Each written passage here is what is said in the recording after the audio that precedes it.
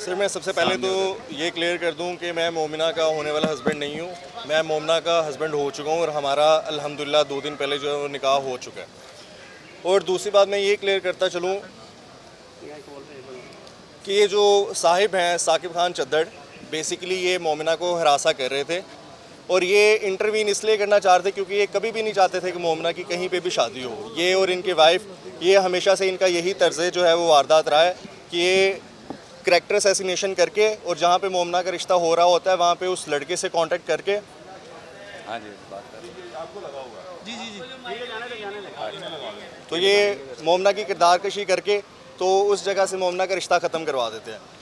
तो first of all इन्होंने मुझसे कांटेक्ट करने की कोशिश की ताकि ये वही जो इनका एक घटिया मर्द जिसका कोई ज़मीर, जिसके अंदर कोई गैरत नहीं होती, जो उसका तरीका वारदात होता है, सेम उसी तरह उसने मुझसे कांटेक्ट करने की कोशिश की ताकि वो मोमिना के बारे में उसकी किरदार कशी कर सके और बेबुनियाद और घटिया जो एक गलीज़ गलाजत भरे इंसान की जो आदत होती है वो इल्ज़ाम लगाए।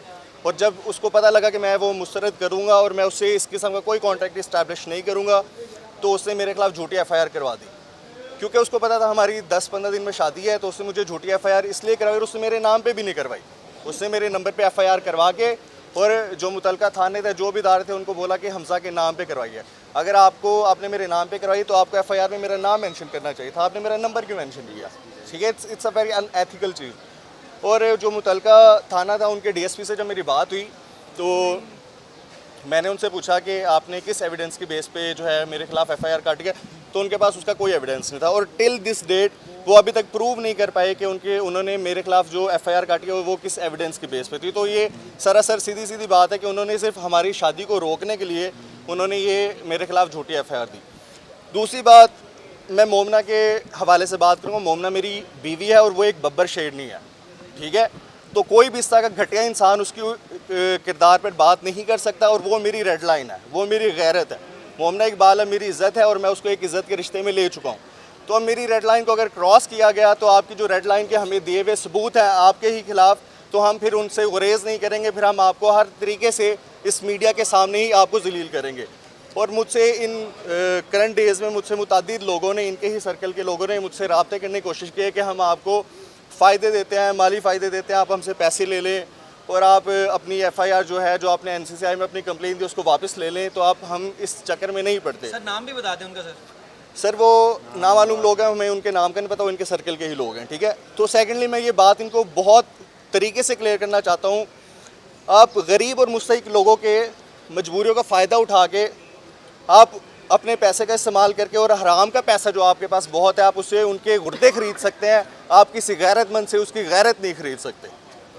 और मैंने खुद मोमिना को इनकरेज किया था इन सब चीज़ों के लिए कि मोमिना स्टैंड ले और अपने हक़ के लिए लड़ाई करे। ये वक्त के फ़िरौन है, ये खुदाई ज़मीनी खुदा जो बने हुए हैं, हमने इनके ख़िलाफ़ जो है वो स्टैंड लेना है और मैं इसके लिए मोमिना के साथ खड़ा रहूँगा। और ये मुझे जान से भी मार देंगे तो मैं अपनी बीवी के साथ खड़ा हूँ। और मेरी बीवी एक बब्बर शेरनी है, वो इन जैसे बुज़दिल लोगों से ना डरेगी ना पीछे हटेगी, हम इनको इनके अंजाम तक लेके जाएंगे। बहुत शुक्रिया। मैं यही बात सबसे ज़रूरी मेरे लिए तो यही थी कि हम लोगों ने जब NCCI में कंप्लेन किया था, तो जैसे कि मैडम मरियम नवाज़ शरीफ का साइबर हरासमेंट पे एक बयान आया था कि आप लोगों को कोई डरने की ज़रूरत नहीं है, आप सामने आए, जिसकी भी कंप्लेन होगी तो इवन के जो विक्टिम या कंप्लेनेंट होगा उसका नाम भी सामने नहीं रखा जाएगा और हम इस केस को प्रोसीड करेंगे। तो इसी कॉन्फिडेंस में, और चूँकि हम किसी किस्म का तमाशा नहीं चाहते थे या हमें मीडिया ट्रायल नहीं चाहिए था, पब्लिकली ये बातें नहीं करनी थी, मोमिना का एक जायज़ क्लेम था, हमने इसीलिए NCCI में कंप्लेन दी ताकि वो अपने लिए स्टैंड ले, क्योंकि ये सारी चीज़ें बहुत ज़्यादा हो रही थी।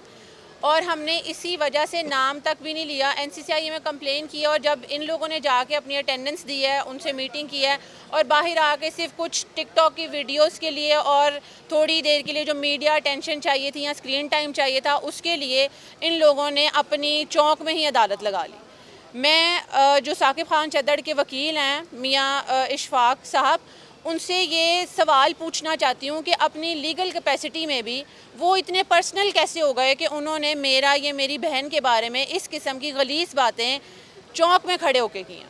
मैंने ये बोला था कि मैं मोमिना इकबाल की बहन होने के नाते और एक वकील होने के नाते उनको लीगली रिप्रेजेंट करूँगी, तो मैं अपनी लीगल कैपेसिटी में अपनी बहन को रिप्रेजेंट कर रही थी। और मुझे ये बात समझ ही नहीं आई है कि जिस तरह जब भी हमारी वकालत का हम इम्तिहान पास करते हैं तो उसमें हम एथिकल कंडक्ट जो भी है उसके बारे में पढ़ते हैं कि आप लाइन क्रॉस नहीं कर सकते। तो मेरा उनसे ये सवाल है कि किस बिहाफ पे उन्होंने मेरी कैरेक्टर असैसिनेशन की है, मेरी लीगल कैपेसिटी में, या मेरी बहन की भी क्यों किया। जब मामला ऑलरेडी अथॉरिटीज़ के अंडर था तो मेरा ख्याल है फ़ैसले का या इनिशियल इन्वेस्टिगेशन का इंतज़ार किया जाना चाहिए था कि वहाँ से क्या बात आती है तो मीडिया में या लोगों के सामने बात रखी जाती। इतने बेसलेस किस्म के एक्यूजेशंस जो लगाए गए हैं, हमने अभी तक इवन मेरा नहीं ख्याल किसी को कम्प्लीटली भी ये पता है कि एक्यूजेशंस या क्लेम है क्या, क्योंकि हम कोई भी बात इस तरह से नहीं करना चाहते थे जो हम साबित ना कर सकें। हमने जो भी NCCIA में क्लेम्स रखे हैं हम उनको साबित कर चुके हैं, और जो ये न्यूज़ आई कि मोमना ने अपना फ़ोन सबमिट नहीं कराया, तो हम लोगों ने जो ड्यू प्रोसेस ऑफ लॉ है उसको फॉलो किया। सारे एविडेंसेस उसी दिन हम दे आए थे, और जैसे ही चूँकि मोमना की शादी थी हमने एक रात का टाइम लिया, उसमें से आपको पता है कॉन्ट्रैक्ट्स होते हैं, फ़ोन नंबर्स जो चाहिए था हमें मवाद वो हमने निकाला, और हमने अपना फ़ोन भी वक्ती तौर पे ही सबमिट करा दिया था, और इन्वेस्टिगेशन में हमारी तरफ से किसी चीज़ का खलल नहीं आया।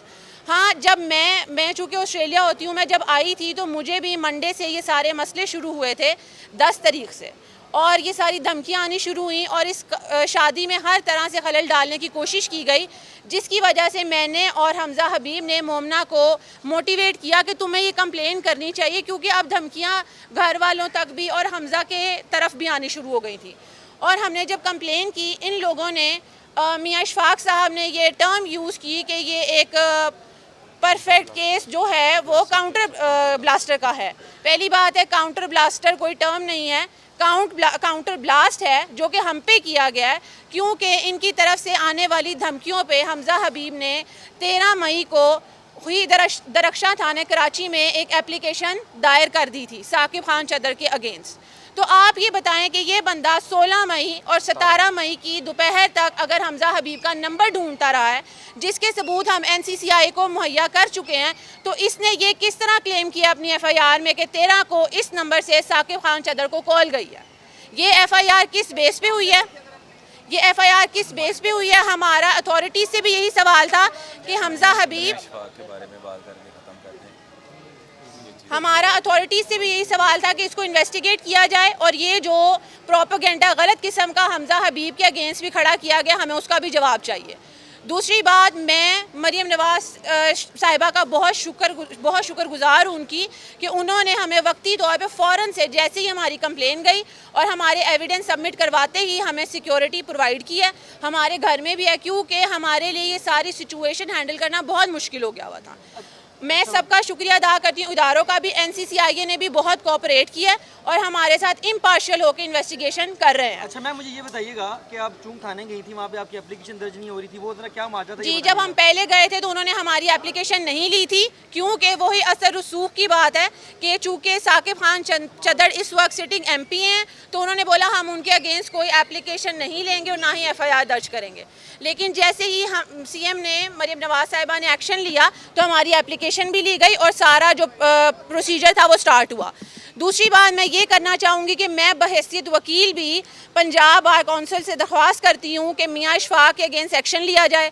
उनको ये कोई हक नहीं पहुँचता कि वो अपने क्लाइंट के लिए किसी दूसरे भी सामने वाले, जो कि मैं लीगल कैपेसिटी में बहैसियत वकील भी, वो मेरी कैरेक्टर असैसिनेशन करें या वो अपनी लाइन क्रॉस करें। अच्छा, थोड़ा सा ये बता दें कि साकिब खान चदर जी बिल्कुल, हम डेफेमेशन का जो सूट है वो फाइल करेंगे, और मेरा सवाल भी यही था कि अगर हमने कानून का रास्ता इख्तियार किया है, वही बंदा कानून का रास्ता इख्तियार कर सकता है। हमारे पास सबूत हैं, हर चीज़ है, तो हमने कानून का रास्ता इख्तियार किया। इनके पास था तो ये भी करते, ये लेके आए सबूत। और ये बता दें कि साकिब खान चदर सिर्फ इंतकामी कार्रवाइयाँ जारी रखे हुए थे या वो अभी भी ख्वाहां थे कि मोमना इकबाल से शादी करना चाहते? जी, मेरा ख्याल है आप लोगों को ये चीज़ बिल्कुल क्लियर हो जानी चाहिए कि 2.5 साल से किसी किस्म का कोई ताल्लुक नहीं है हमारा उनसे या उनका हमारे से।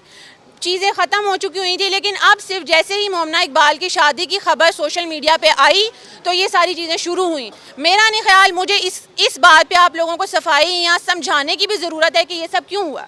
और अगर आप कह लें कि जी ये कुछ और मामला था, ये अपना रिकवरी सूट फाइल करते हैं, जो कि तमाम तर जो भी एक्यूजिशन लगाए गए हैं झूठे हैं, ये झूठे हैं, ये कोई भी चीज़ साबित नहीं कर सकते। मैं कह रही हूँ अगर ये है भी कि इन्होंने हमें किसी किस्म की भी असिस्टेंस दी है तो ये जाके अपना रिकवरी सूट फाइल करें। हम देनदार हैं हर उस चीज़ के जो हमने अगर ली होगी। घड़ियों का भी मामला है, उन्होंने कहा लाखों रुपए मालियत की घड़ियां जो है वो आपसे मैं यही कहूँगी आप उन्हें कहीं साबित कर दें हम देनदार हैं हर चीज़ के जो हमने लिया। इससे ज़्यादा मेरा नहीं ख्याल जो उन्होंने कहा है। मैं कोई बात नहीं कर सकती।